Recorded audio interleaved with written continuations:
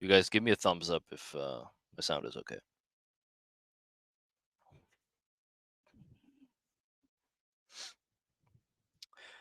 Or give me a thumbs down if it's not okay.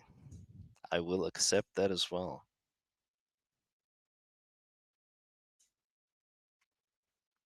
I'm gonna give it 2-3 minutes.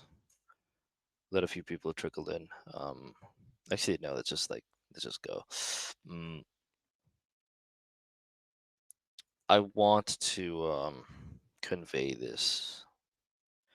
I don't know why, but I feel very aggressively about this because I see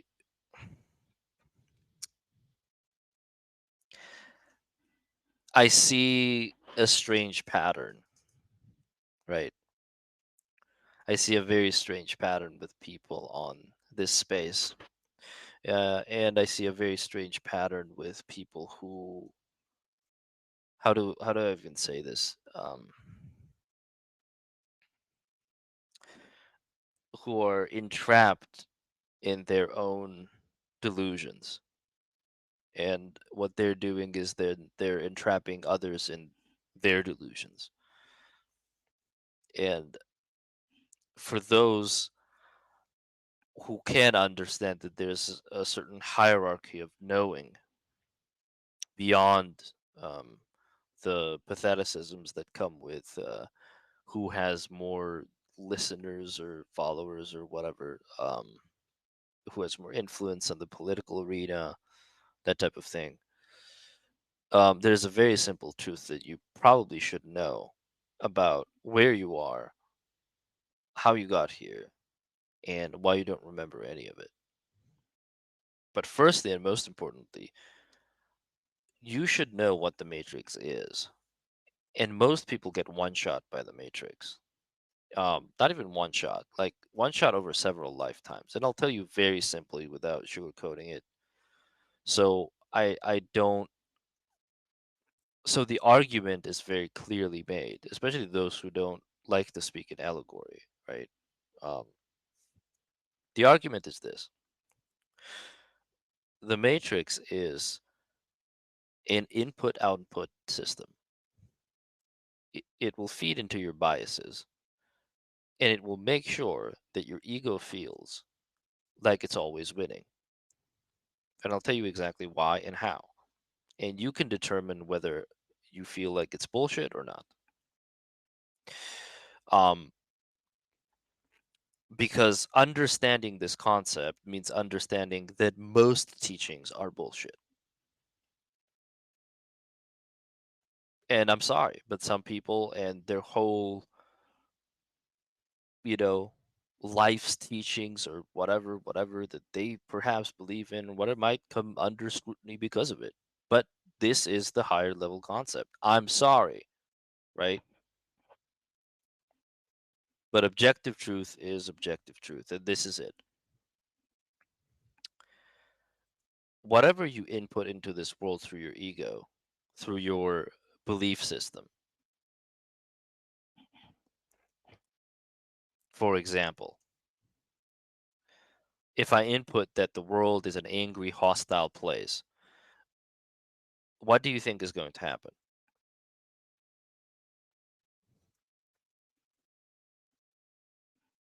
The world is going to turn into an angry, hostile place. You're going to meet aggressive people. People will be mean to you. This is the output of your input. This is the universe facilitating your bias. You understand? Like, it's so simple, right?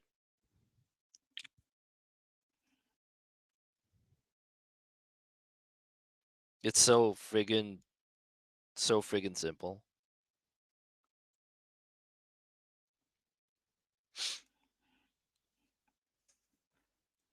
So basically,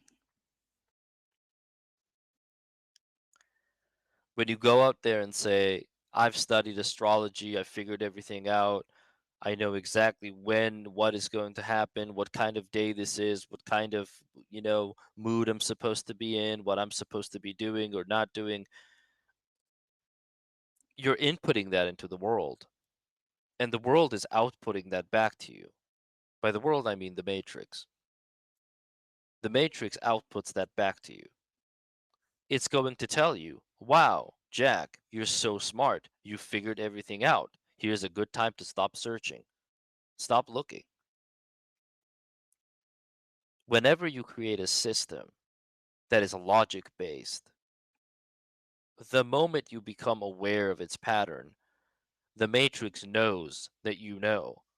The Matrix knows what you know. So the moment you think you know more than the Matrix is the moment you fall into the ego trap. When you say, today is the 17th of July or whatever, and today is this kind of day with blah, blah, blah, blah, blah, you've imparted limitation and logic on the infinite possibilities of that day, of that wavelength and frequency. Now, does that day on its own carry a default mind state, a default temperament? To some degree, it does, because collectively as humans, more humans believe that that day is supposed to be a specific day than not. But for your own sake, what you've done is you've just subscribed to that egregore.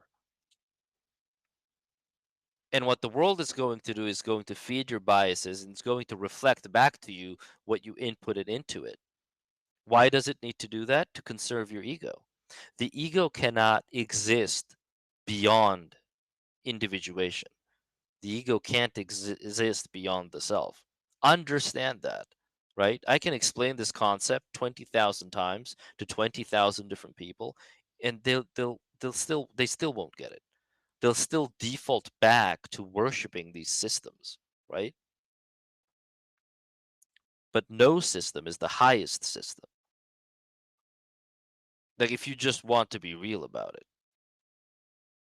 if you want to know actually where you are and how much smarter the Matrix is than you think, because the Matrix is not just the Matrix, it's the Matrix ego complex. When Neo wakes up from the Matrix, and he's the chosen one, and he's doing everything right, and yes, he's struggling and there is adversity, but he's saving his fellow man from the Matrix. He's winning. He's winning over the Matrix. He's victorious. He's still in the fucking Matrix. Understand that. That's the allegory. When you think you figured out the secrets of life, all you're doing is inputting that system, that operating system, into your reality so that your reality can reflect that back to you, so that it can feed your ego and sustain your ego. Understand it. Like, really listen to what I'm saying. Most of these people who talk about the Matrix and blah, blah, blah, and getting out, the Andrew Tates of the world, they are enslaved by chains of their own making, because they don't actually understand how the Matrix works, because they don't understand what the Matrix is. When Tate comes out and says, the Matrix is coming after me, what do you think is going to happen? The Matrix is going to come after him. He Everything will feed into his egoistic biases, so that he can live in a makeshift or make believe world where his ego is proven right, even if it means its own destruction. That, my friends, is the degree of the Matrix, the true depth at which the Matrix goes, the true depth at which the Matrix works. This is why we say make space, have faith, because what is your brain? Your brain is a filtration system. Remember this spaces or whatever in 5 to 10 years when they discover that the brain is actually a filtration system that holds back infinite possibility through turning off quantum superposition of any item that a human mind will envision or think about. Remember me then. Remember me then. Because most people don't. But remember me then. What your brain does, right, is that it has to force everything into a state, into its most likely state, because that is the logical, pattern based position.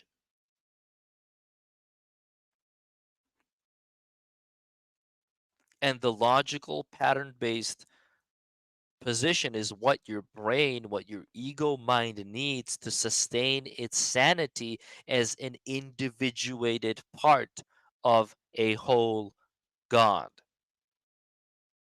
as an individuated part of divinity. It needs logic and meaning and math and continuity and patterns and hierarchy to sustain itself. If that dissolves into infinite possibility, then the ego dissolves. So the vessel, the body, the brain, the matrix ego complex, what it does is it introduces limitations into the quantum system. It forces the quantum system to appeal to its limited belief system. But firstly, before it even does that, it forces the quantum field to appeal and to behave in ways and manners that talk to it in a logical sense. So when we talk about Schrodinger's cat, right, just quantify that, zoom out, and understand that where there is human input, where there is human awareness from our lesser ego-based perspective, logic is king because logic is the precursor of sanity.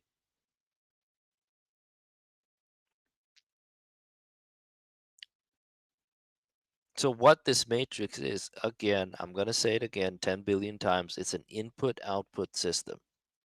You input something, you receive it back. You expect to have a great day, you're going to have a great day. You expect to have a bad day, you're going to have a bad day. And remember, you don't just say these things into being. It's your belief system, something that's largely beyond your control. It's your belief system that inputs, and it's your action that outputs. So when your belief system is passively there, you input, and then as soon as you take action, right, that belief system is outputted back to you. So if my belief system is, let's say again, astrology, I'm an amazing astrologist, I've figured out the movement of the celestial bodies, I know exactly what's going to happen at this and this date, I'm going to have a bad day on June 17th, I'm going to have a great day on August 2 or whatever, it's going to output it back to me. Why? It'll feed my ego. How does it stop me from exploring further, from even receiving the idea that, wait a second, maybe there's something to that, maybe there's even more thought, there's more intellect beyond this, there's more divine wisdom beyond this? What happens when someone becomes convinced that they've figured out the secrets to this world? Just tell me. You know a bunch of people, you even know a bunch of people on this space who think they've figured everything out. What happens to the person 99% of the times who thinks that they figured it all out? Their ego skyrockets. It turns into this unfathomable force that cannot be convinced that something exists beyond it, right? You know a character like that? Yeah, I know one or two, maybe even more. We all know a character like that. And they might hold all of the pattern-based knowledge, all of the systemic knowledge, all of the ancient scripture, all the well-read. They're still one shot by the Matrix because all they're doing is they're inputting this very complex, this very sophisticated system, and it's being outputted back to them, and they're running in circles, and they think they figured it all out.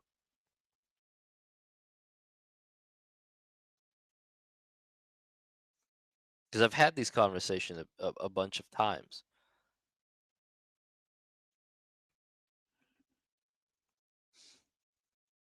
You're in this place because you have to be in this place because you chose to be in this place. But choice is a strange word about it. You're in this place because you didn't like what you were, so your mind was fragmented. You fragmented selves of you to isolate selves of you, to explore them further and to upgrade them. You're not here to grow your ego and to feed your ego and to imagine yourself as whole and complete and perfect. Again, a lot of people become upset when I say this. A lot of people will, you know how I know if someone is truly open minded, someone is truly a spiritual seeker, is when I tell them this mind shattering truth that they can actually take it, that they won't ignore it, that they won't become upset by it, that they won't get triggered by it, that they're actually on the path of truth. Is when I tell them, hey man, you think you've figured it out. You've read a lot of books. Here's a billion trillion systems that you've gone through. I'm sorry, but all you've been doing is actually just, inputting your belief system into the larger universe. The matrix already knows what your belief system is, and it's outputting it back to you because you live in a mirror world. You live within a hypercube. I tell them that, and most people, they hate me for it. They hate me for it because their whole worldview comes apart. They're a novice again. They're an apprentice again.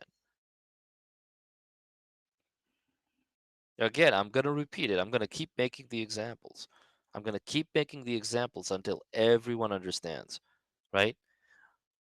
This world, the Matrix, is designed in a way to inflate your ego. Whatever you input into it, it will output back to you. I input that the world is a sad and lonely place. It will give me all the proof I need to make sure that happens, make sure that's true. I input that I'm the smartest person in the world. It's going to give me all the delusion I need to make me the smartest person in the world, as long as my ego is sustained. But again, remember, it's not just about saying these things, it's about actually believing them. And I'll tell you something else. When what you believe reaches the level of delusion, because there's a threshold to everything, when it reaches a level of delusion, the universe can no longer facilitate that delusion for you. And the more your ego grows, the more delusional you grow. This is the final end result. And the more delusional you grow, the more you depart from your sanity. And the more you depart from your sanity, which is what connects you to the divine whole, to the God within you, to the lesser God within you, and the higher God above you, when sanity slips away, you can no longer interface with reality at all. And then this matrix really has you.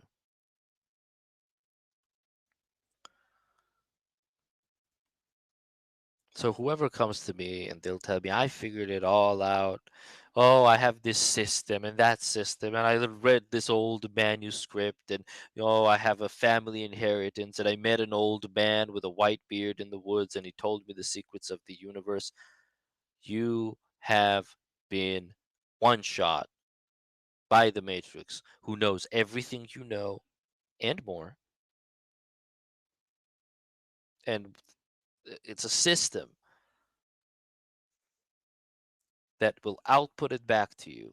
Again, I'm gonna go and say, you know, today is I don't know, let's make up a new holiday, and let's say like 50 of us believe that today is orange juice drinking day. Today it's orange juice drinking day. If you drink orange juice today, you're gonna be in a great mood all day. We're all gonna drink orange juice, and we're probably going to be in a great mood.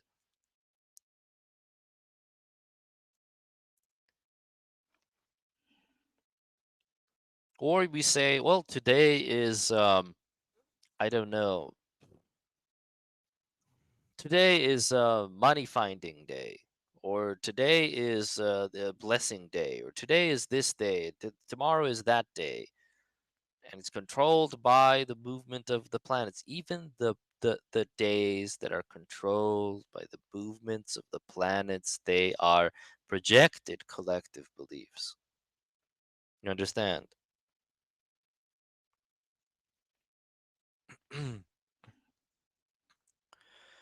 Why did the calendars change? And when the calendars change, the holidays also change with the calendar. Why is it so? Why can't this wing of Christianity agree with the other wing of Christianity about which holiday is the real holiday? Why does Jesus have several birthdays? Which one is real? Which one is not? Which one is a true holy day? Well, both of them are. Well, how can that be? You have to understand that no matter how humbly, right, um, I might, or allegorically, I might convey this, right, or whatever. At some point, it has to be boiled down to a big humbling. And again, I don't care. You can view me as, a rando, or you can view me as a beggar or whatever. But if you are a true seeker of truth, then you will know, like, intuitively, what I'm telling you is true. You will just know it. And if you reject that truth, you're not going anywhere. You're just falling back into your ego. So when someone tells you something profound, something that you perhaps haven't thought of before, something that will unlock the next level of spiritual development for you, right? You don't even have to openly say it. Just like internalize it. Like, at least internally, like, assume that it's so.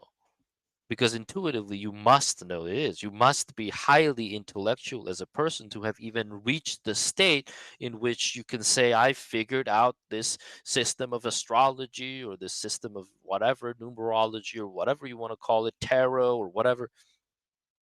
You have to have a certain degree or quality of intellect to do that. You have to have a certain level of curiosity to even get to that point. So if you sought the truth for this far, why can't you take that extra step further? It takes a lot of balls. It takes a lot of balls to admit that, you know what? Yeah, I was falling into an ego trap. Maybe I was smelling my own farts for a little bit. It takes balls to say that. No system, no religious system, no occult system, no magical system, no what I call sister forms of the true magic, which is belief based magic. No system, no astrology, no tarot, nothing, nothing supersedes anything. This stupid conversation this childish, infantile conversation. "Oh, this supersedes that, and that supersedes this, and oh, what's more important is does physiognomy supersede this?" Nothing supersedes anything. All you're playing is an ego game, a game of belief.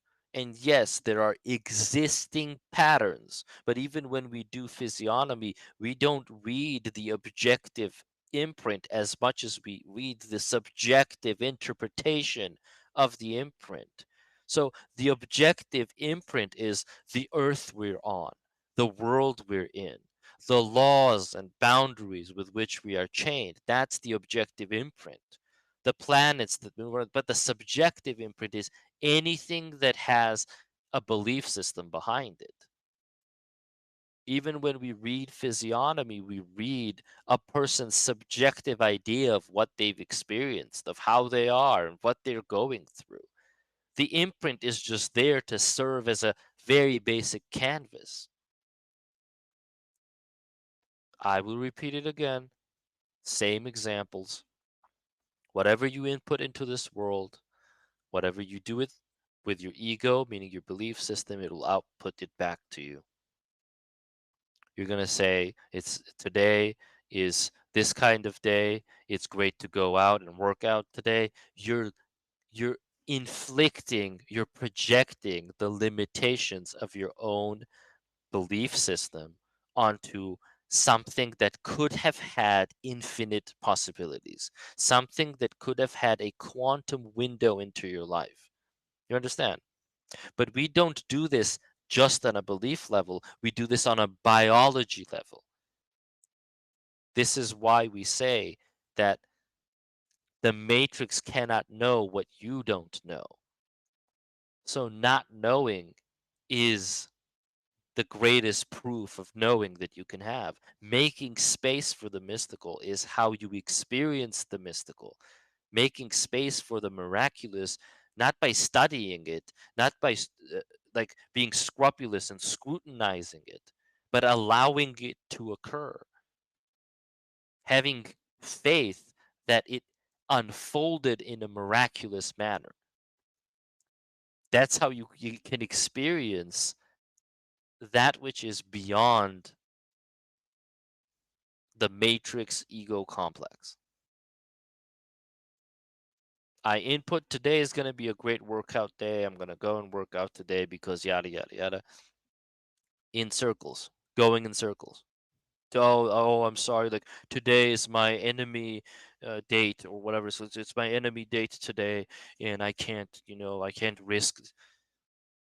Why are you putting? You're an infinite being, an immortal, infinite being, and you're putting these limitations on yourself. Why?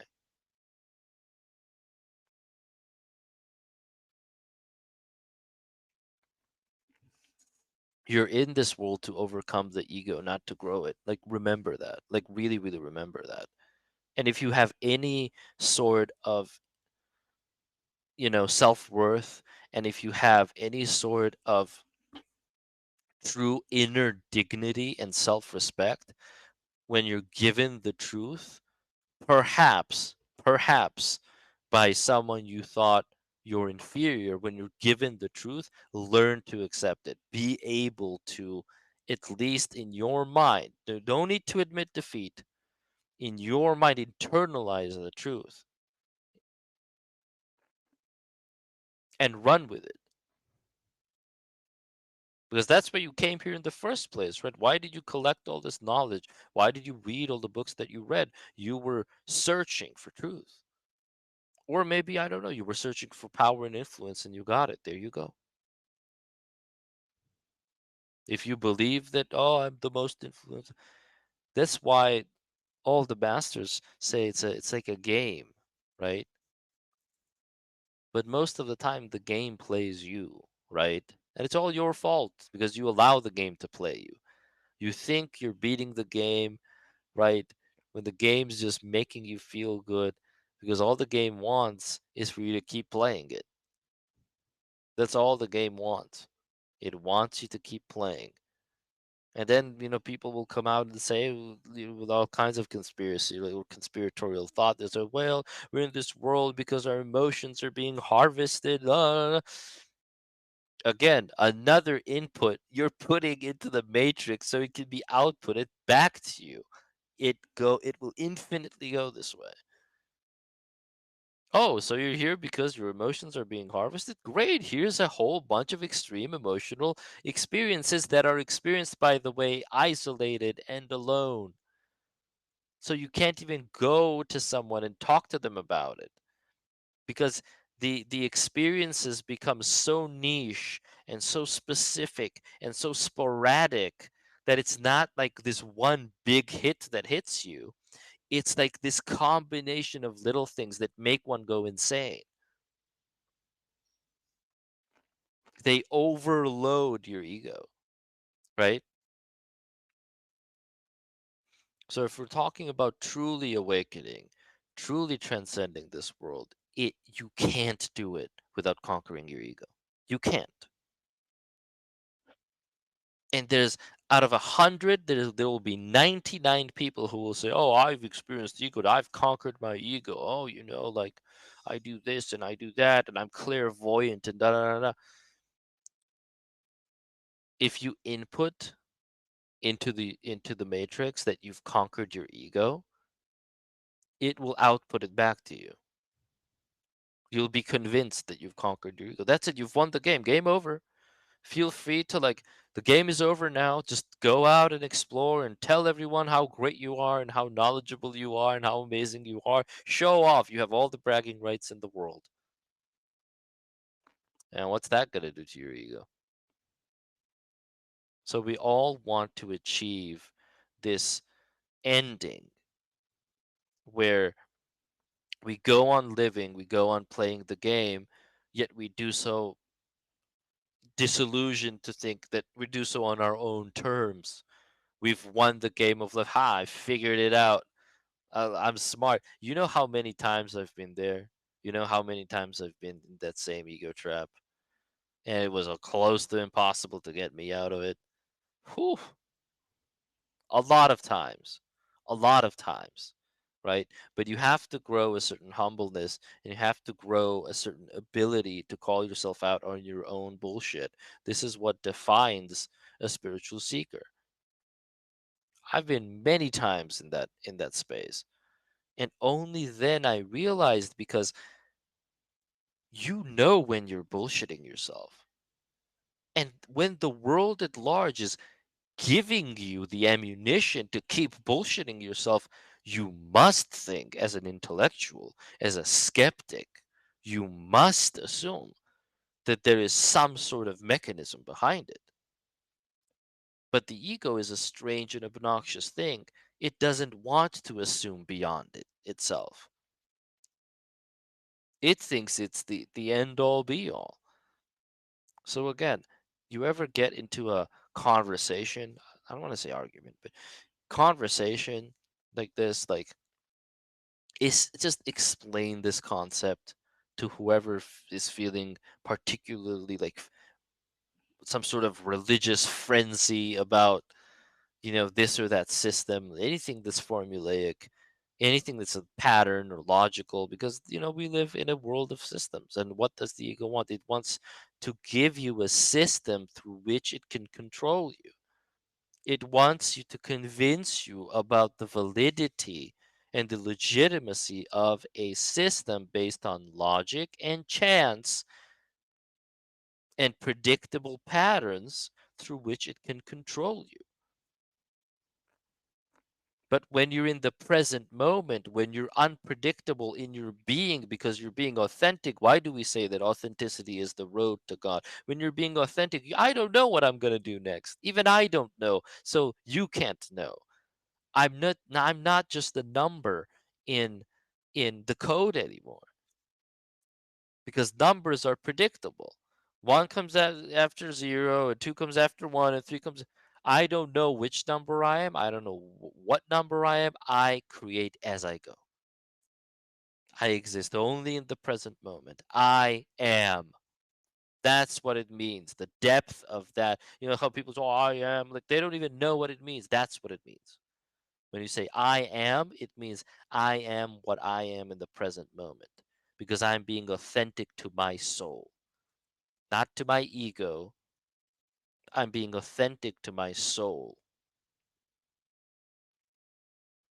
And that's the only way you become unnoticeable, unpredictable, not by doing some crazy stuff, not by challenging the collect like look what you're challenging. So you're just like one portion of a collective informational quantum matrix, and you're challenging this informational quantum matrix that knows everything about you, knows every single possible destination that you're going to, as long as that destination is logical and pattern based, right?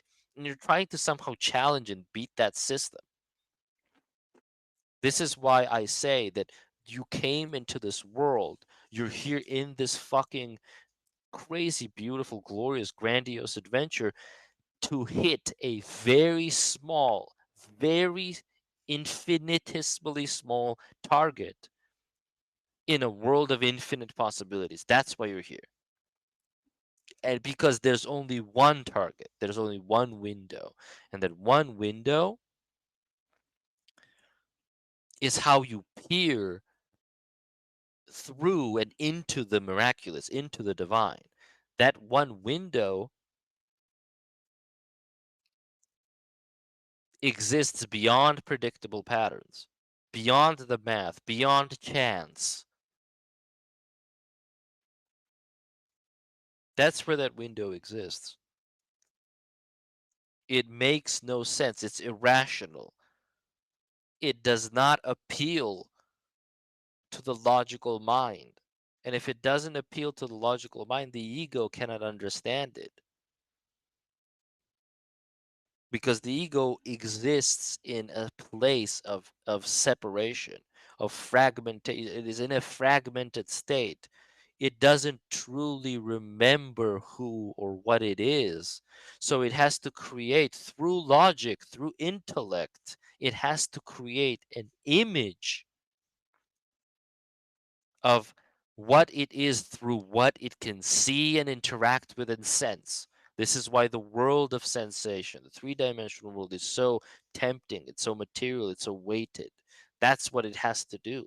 It doesn't really remember. None of you remember. Not I don't remember. No one remembers. But the grandest collective representation of our ego, right? The grandest emanation of that. Let's call it Abraxas, right? Even that doesn't remember. All it knows is that it knows all, but not that which is beyond knowing, not that which is unexplainable. And it has to destroy itself, the ego itself, the egregore, like the ego, the collective ego itself. In order to get out, it has to destroy itself. This is why it's called an ego death.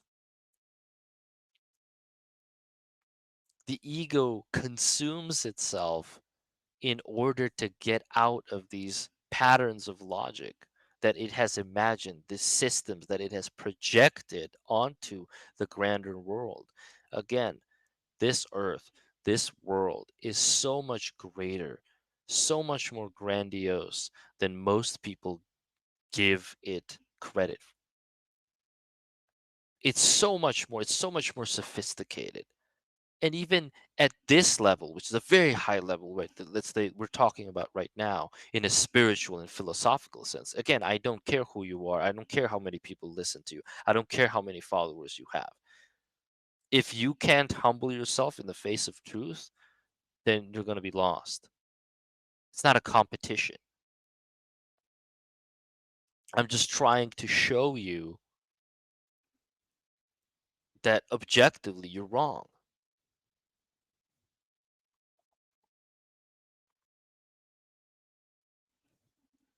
You're wrong. and that might just cost you spiritual progress. And I'm here to incite spiritual progress. I'm here to show you all the ways that you are egoistic, you are egocentric, you are entrapped, you are perhaps not thinking this through fully. Perhaps you think you're smarter than you actually are. Perhaps the people that you Im- like, how to say, like, impact and project these systems that you have a fierce belief for, the people you impact with these systems, they're also becoming entrapped by these systems. So then, maybe then you can realize the degree, the scale of how much you affect. And the more people that listen to you, the more eyes and ears that are on you, the more significant the amount will be. Then you'd say, well, like, it's not. Well, then if I'm doing something wrong, then why doesn't karma intervene? Well, there you have it. Because you don't live in a karmic system. Karma is a self-inflicted mechanism. Another thing most people don't know how it works, but you exist in an input output system. So of course, if it grows your ego, it's going to output back to you. Oh, you're so smart, Jack. Keep telling us about this incredible astrology system that you've made, Uncle Jack. Wow, you're so smart. Gee, help us enslave ourselves within limitations and boundaries and so on and so forth. Yeah, how many times do you think that I had to hit my head on a brick wall to to get to this fascinating perspective? A lot of times, right? A lot of times. It's called self recovery for a reason. You have to know that if you want, if you're truly on the path of self liberation, like truly, truly, truly, truly, really, really, like, you have to take these big hits. And imagine like what a hit it would be to someone's ego who, let's say, is convinced that they know so many things, and like like whatever. It's a massive hit to the ego, and you have to be able to take that in humility. This is why the master is in a constant state of humbleness, is in a constant state of humility, right? Because he knows it's like etched into his brain, right? He understands that he could be, no matter how much he believes that he could be right, he could be wrong. And he always says that even now, as I tell you this, I'm not telling you, hey, believe me because I'm the one saying blah, blah, blah. Look at the facts. Listen to your intuitive ideation as you go through it. Does it make sense? Does it feel right? Yeah, you'll know it. Not because I said it or someone said it or whatever. Yeah, a street beggar could be saying the same thing. It doesn't matter. What matters is the information itself. Is it valid? Could it be so? So on and so forth. So yes, I don't like when people talk to me in this um and it's not that like anyone did actually like, talk to me in a mean and rude way. I just the discourse itself, it's just so it's just so self-righteous, and it's so negative. It's so and everyone thinks like they have like this thing or this piece, and like everyone's so like it's like this weird childish power struggle that never friggin' ends. And the irony, the complete comical irony of the situation is that every one of them is wrong. Everyone is wrong. At least one of them could be right for there to be some sort of valid victor or a righteous or a virtuous side to the conflict, to the endless like discussion about like, oh, he said this and they said that and he said this is true but that's not true. But no, all of them are wrong. And it's so sad to watch. I'm just for one person. It's so sad to see. It's like watching a bunch of kids fight over something that doesn't even matter. It doesn't matter, folks. It doesn't matter. It doesn't matter what supersedes what. It doesn't matter if physiognomy supersedes astrology and astrology supersedes. It doesn't matter. Oh, does the Chinese zodiac supersede? It doesn't matter. Straight from the horse's mouth. These are all projected systems. And whatever is systemic, whatever is formulaic, whatever is pattern based, it's a collective egregore, a belief system that is then projected onto the existing reality, onto the existing imprint, and then played out through sheer force of belief on a massive scale.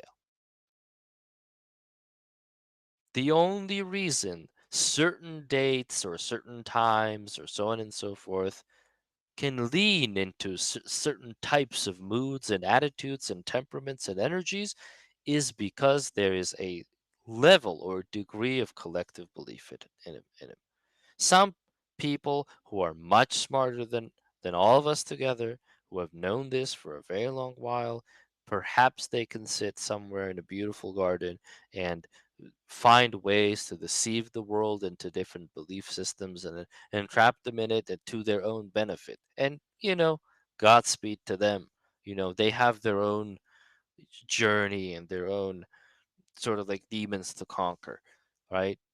I'm not gonna go out there and fight these people. Like they. I'm not in the playing field. I don't care about fighting anyone. But what I do care about is the pursuit of truth.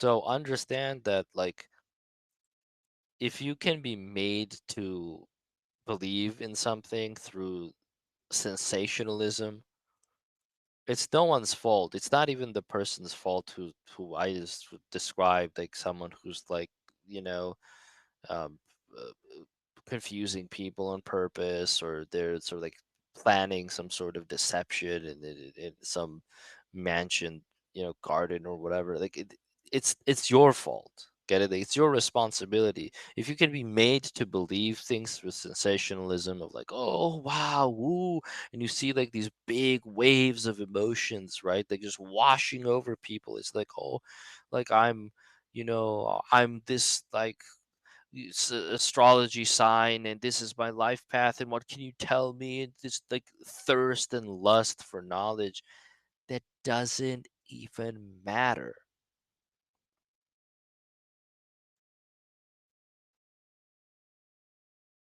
that's not even real to the degree you think it is real.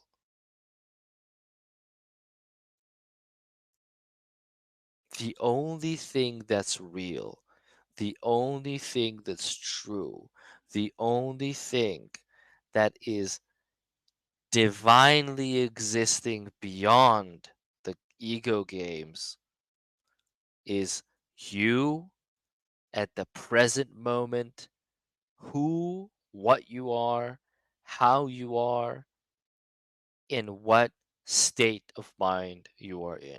Now, when you're in the present, you become unpredictable, untraceable, unknown, even to yourself. You just are. And just being is being yourself. Because when you're just being and you're not imparting or projecting any insecurities or disillusionments upon yourself, is where the divine hand of God can slip into this world through that quantum loop that we talked about and inject itself within you. Understand? What's the oldest depiction of God?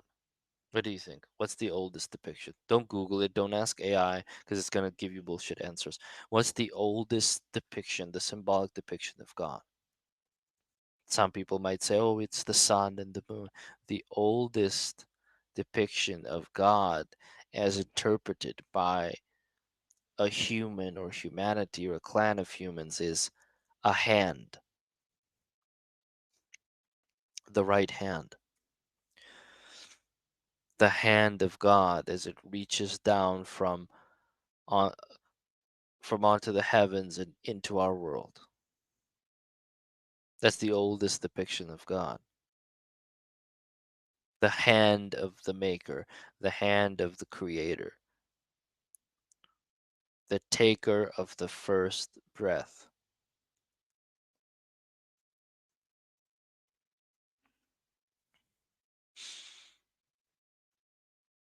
So while this is a glorified rant session, I think it's a very incredibly purposeful one. Um, because I feel very tired of these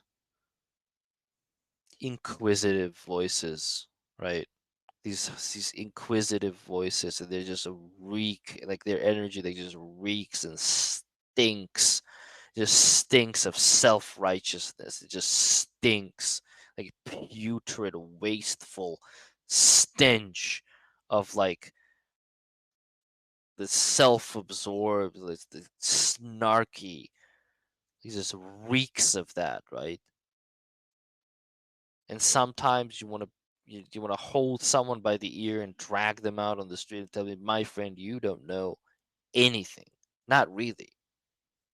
Not really. You know a lot of things, but you don't know the thing that you think you know. You know so many things. You know a multitude of things, but you don't know the thing that you claim to know.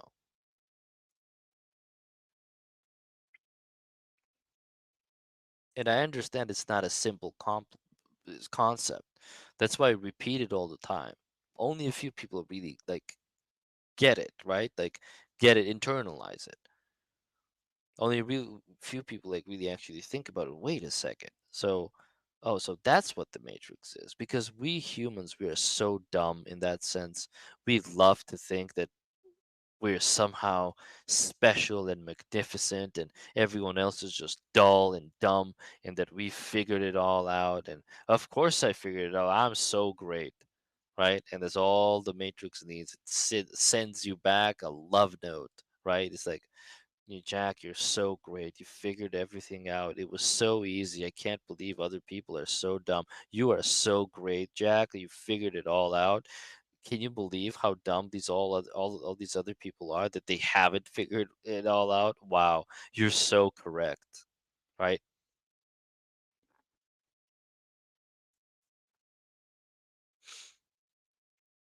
The basic understanding of this world is that it is partially a fallen world, but that doesn't mean that it has to be a bad one.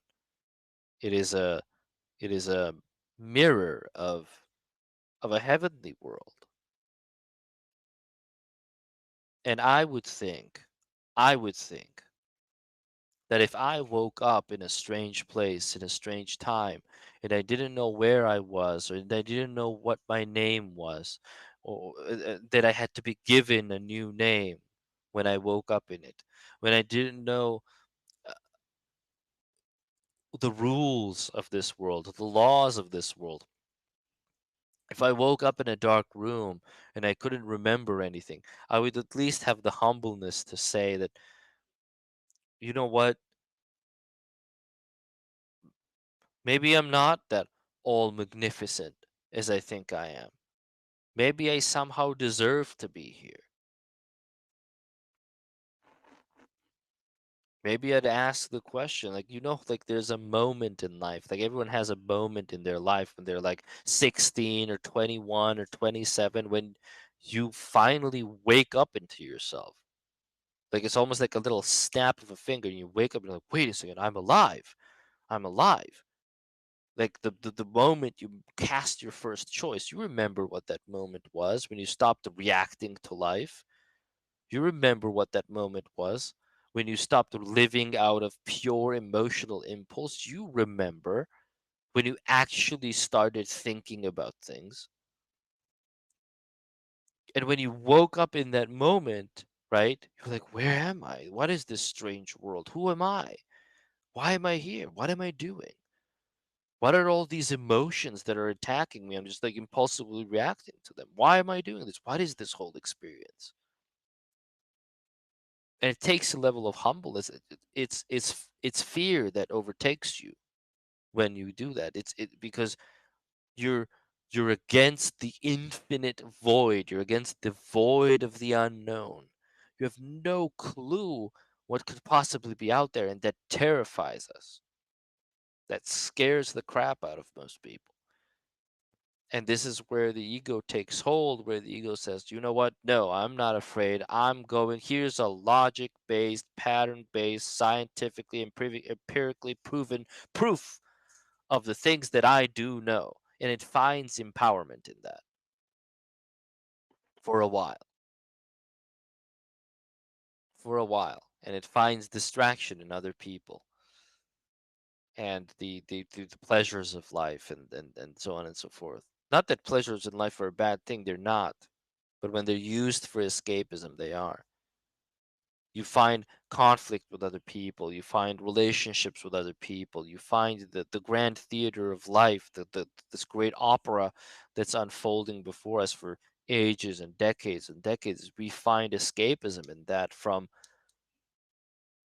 really sitting down with ourselves and coming face to face with the immensity of the unknown, the Herculean task of deciphering the infinite. You come face to face with this giant Lovecraftian void of meaninglessness. And that can either break you or make you. For most people, it breaks them. Over and over and over and over and over again. Why I'm here? Because it's been breaking me over and over and over and over again. Right? And here we are again, one more time, one more roller coaster ride through, you know, but maybe this time around we figured out a little bit more, right? And there are probably a lot of things that we haven't figured out too. We should have the guts to say that. We should. You think if the what are they called, like Dalai Lama and like those gurus or whatever, they came out, they said something as simple and profound as I don't know. You know how many people that would help if they could just have the bravery to say I don't know. Instead of giving bullshit answers to some questions they don't have answers to. If they could just say, I don't know. Let's try to figure it out together. But they don't. Why? Because they're not truly gurus. Because they're ego driven. Because their status as a spiritual guru depends on maintaining and upkeeping a certain image or brand or whatever, whatever. So think on that. Really, really think on that. Really think on that. Think of all of these systems, all of these formulaic sciences, all of these pseudosciences, and understand that you live and exist in an input output type of world. A world that feeds into your biases, that will feed your ego, it will strengthen it, it will fortify it for you, even if it means your physical destruction. Or not. It could also mean you having a lot of physical pleasure and a good time. It's it's neutral in that regard. But what it will do, absolutely, is it won't challenge your ego. It will upgrade it. It will feed into it. It will feed into your biases. But I'll tell you what, even that is architected by the hand of divinity, by the hand of God. Because the moment that happens, when you hit that wall, when you understand that your ego is leading you in a circle, that's why the ego was there in the first place. It was put in there as the adversary. That's why it was put in there. It was put in there as the nemesis.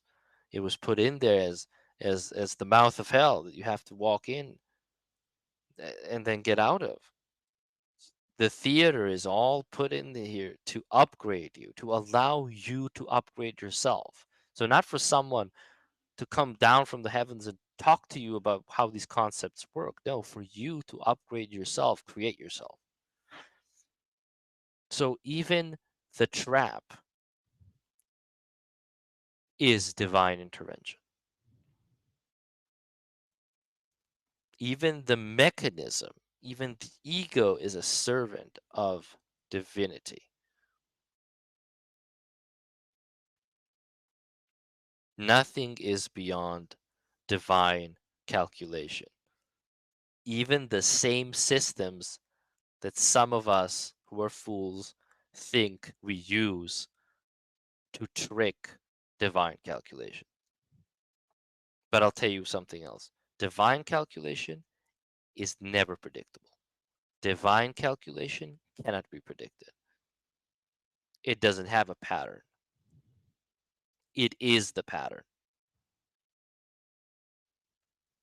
So think on that.